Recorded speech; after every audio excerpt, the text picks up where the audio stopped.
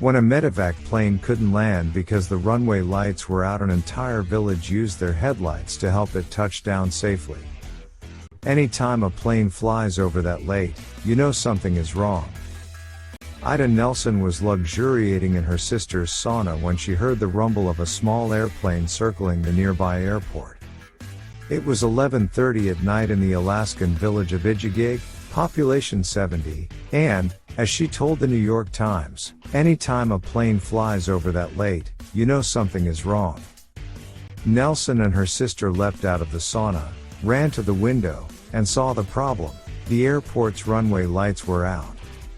Nelson threw on some clothes, jumped into her ATV, and floored it to the airport, where she found a local pilot trying to turn on the lights manually.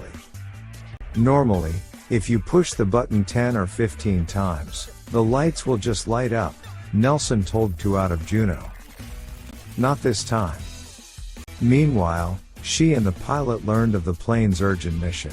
It was a medevac, there to transport a seriously ill local girl to the nearest hospital, 280 miles away in Anchorage. Nelson had a plan.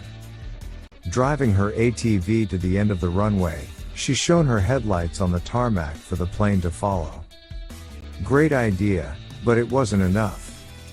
More light was needed, so a neighbor called nearly every home in the village, 32 of them. Within 20 minutes, 20 vehicles arrived at the airport, many of the drivers still in pajamas.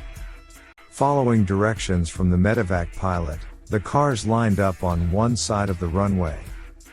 The medevac made its final approach and, guided by the headlights, landed safely.